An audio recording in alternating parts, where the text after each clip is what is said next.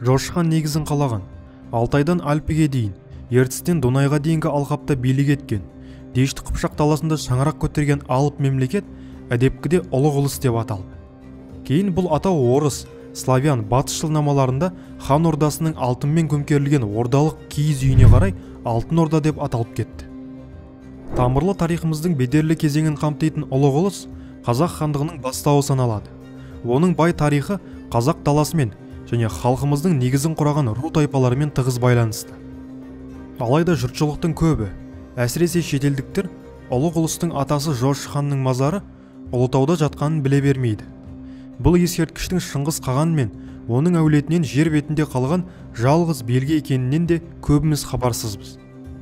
Ұлы қаған мен Жошының ұрпақтары тұрмақ кешегі қазақ хандығының негізін қалаған тұғырлы тұлғалардан көзге түсерлік, жадыны жаңғыртарлық естелік белгі қалмағаны бәрімізге белгілі.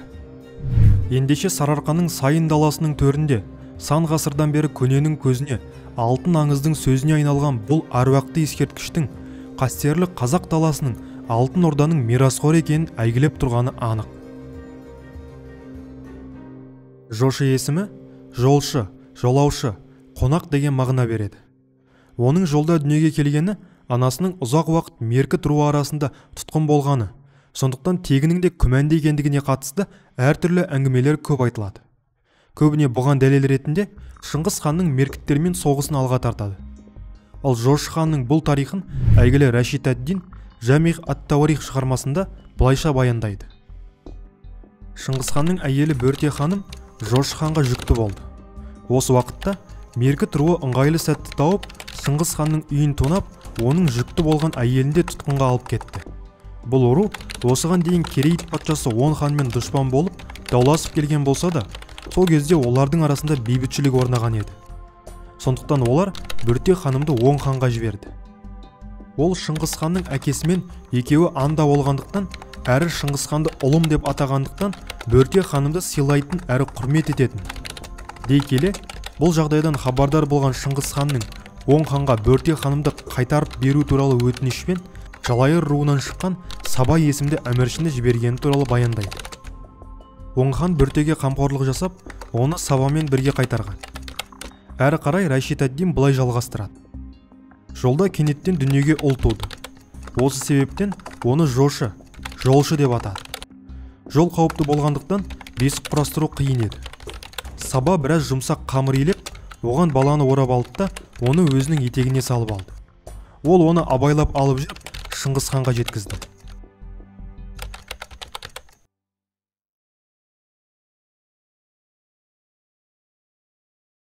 Демек, Бөрте тұтқынға түскенге дейін жүкті болған, ал аяғы ауыр келіншекті меркіттер Он ханға берген.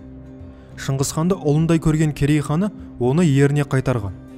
Бұл мәлімет Моңғолдың құпия шежіресінде және Мырза Ұлықбектің Улус-и-Арбаи Чингизи, Әбілғазы Баһадүр ханның түрк шежіресі, Қадырғали Жалайыридің Жамих ат-Тауарих еңбектерінде қайталанады. Мырза Ұлықбек тұтқынға түскенде Бөртенің 6 айлық жүкті болғанын жаза отырып, ұлы сахиби қыран Шыңғыс ханның мейірімділігі, махаббаты мен игі ниеттілігі шамадан тыс болғаны соншалық, Шағатай мен Үгедей қызғаныштан осындай үлкен өтірікті ойлап тапты, деп олардың Жошыға жала жапқанын айтады. Ендеше Жошының тегіне байланысты күмән болмауы тиіс деп ойлаймыз. Өзі ғалым, өзі әмірші Ұлықбек, Шыңғыс хан Жошыны өзге ұлдары мен қыздарынан көбірек жақсы көрді дейді. Бұл рас сөз сияқты. Мәселен, Моңғолдың құпия шежіресіне жүгінсек, Қоян жылы, яғни 1207 жылы, оң қанат әскерімен орман еліне аттанған Жошы мәмлегерлік тәсілмен Ойрат пен Қырғызды бағындырып оралғанда, Шыңғыс хан сүйсініп, ұлдарымның ағасы сен үйден шыға сала жолың болып, барған жерінде ерді жарақаттамай, жылқыны қинамай, ырысты орман ел жұртын түгел бағындырып келдің. Осы ел жұртты саған берейін деп жарлық еткені баяндалады. Бұл ұлы қағанның ұлына сүйсініп сенгенін, болашақ мұрагер ретінде үміт артқанын көрсетеді. Жошы бұдан кейін Дешті Қыпшақ даласы мен Сартауылға, яғни Хорезмге жасаған жорықтардың басында жүрді. Ол барлық сапарларынан тек жеңіспен оралды. Парсы тарихшысы Жүзжани 1226 жылғы еңбегінде Шыңғыс ханның үлкен ұлы Жошы өте батыл, қайсар, ержүрек жауынгер болды. оның күш қуаты соншалықты, тіпті әкесі одан сескенетін еді дейді. Дүниеге келуі көп әңгімеге негіз болған жошының өмірден озуы да, өлімі де жұмбақ. Өтеміс қажы Шыңғыснама шығармасында Шыңғысхан бір тарапы Бағдат, екіншісі Үндістан, үшіншісі Дешті Қыпшақ пен Еділ дариясы болған уәлаяттарды жаулап алғаннан соң, осы уәлаяттарды өзінің 4 ұлына бөліп берді. Жошыхан ұлдарының үлкені еді.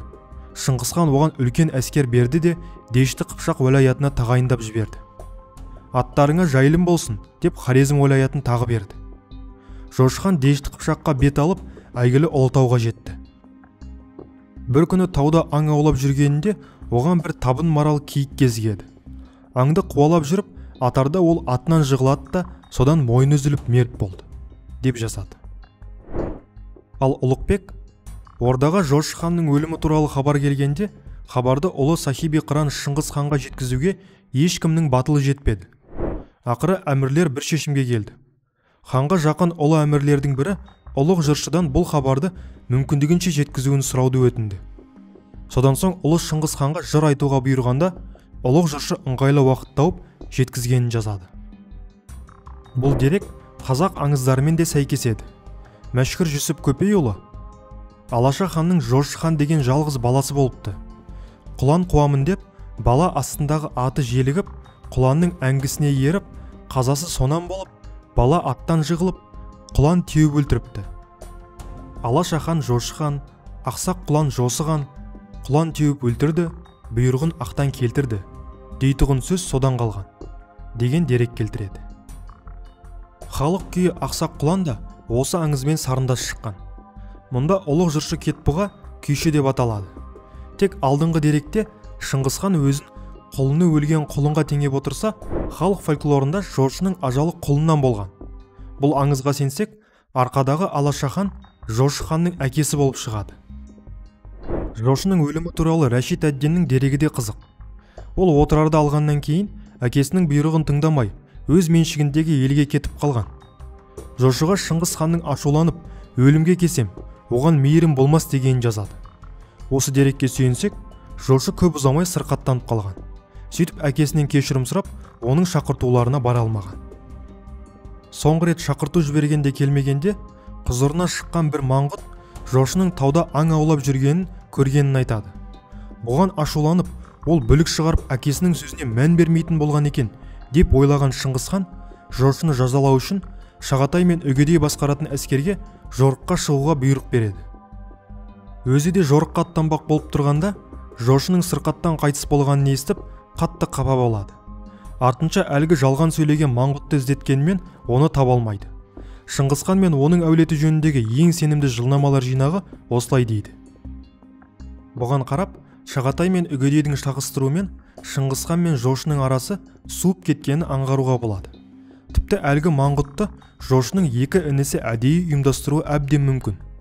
Сондықтан Шыңғысхан жошыны тағыма таласады деген күдікпен жансыздары арқылы өзі өлтірді дегенде болжам бар.